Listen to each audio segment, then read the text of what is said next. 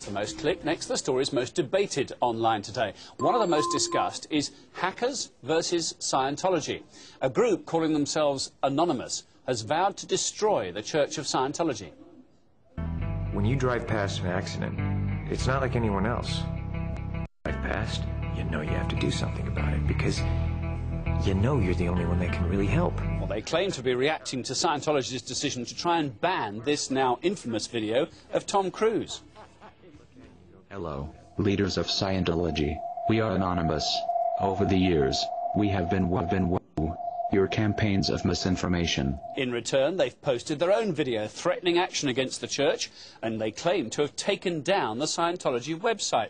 Well, it's all very ominous, but what can they do about that claim? And should we be worried that an unknown group of hackers has this kind of power? We're turning to Alan Phillips, who's chief executive of computer security firm 7Safe. Are they bluffing, Alan, or could they do this? There are many different things that computer hackers, as they get termed, can do. It would appear that in this case they've taken down the website by using what they call a denial of service attack, where they basically fire lots and lots of different packets or bits of information into the one place, so it makes it inoperable, so no one else can access it. But you know, there are many other things that people with computer security knowledge can do. It might be that they actually look on the website and look for some kind of vulnerability that they can exploit. If I'm the victim of a DOS, a denial of service attack, what would you advise one of your clients to do to sort of get around it? Well, the denial of service attack, or the distributed denial of service attack, is actually quite a difficult thing to stop, because you have suddenly, out of the blue, a whole bunch of machines all accessing the same machine, and well, you know, it's like trying to get too many people onto a bus. You can't do anything about it. So there is that clog at the doors. It's literally like that. Yeah, it's pretty much exactly the same kind of thing. But can it be maintained indefinitely, or can people do something about these incoming extra people, to continue our metaphor? Well, over time you can sort of have a look at it. Can be a bit of a laborious process, but you can see which machines are actually doing the denial of servicing, and you can, you know, filter them out. But it tends to be that these kind of things happen for a sustained period, then disappear, and then another bunch of machines start the attack. Right, which is why they prove so effective, I suppose. The Gawker website we pulled up just to see, have a look about what's going on.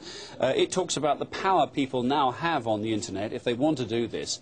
Is this something that you talk to your clients and big companies about, trying to find a strategy to prevent these kind of attacks, or if they happen, how they circumvent them?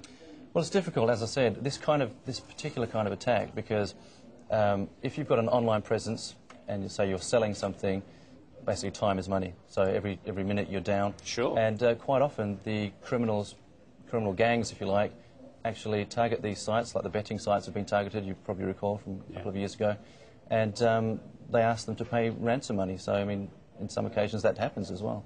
You've actually heard cases where that's been handed over? Yes. What? Deceased, we'll keep doing this unless you give us money, and people have actually handed over?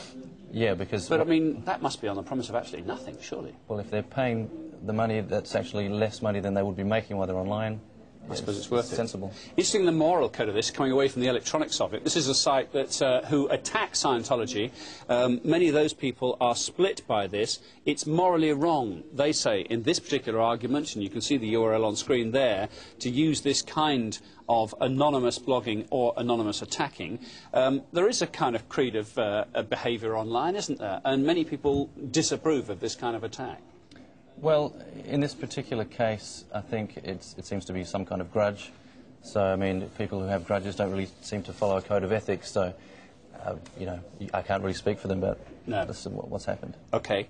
Alan Phillips, good to meet you. Chief Executive of the computer security firm 7Safe. Thanks for being with us. Another story heavily discussed online today is the return of Bond. That's James Bond.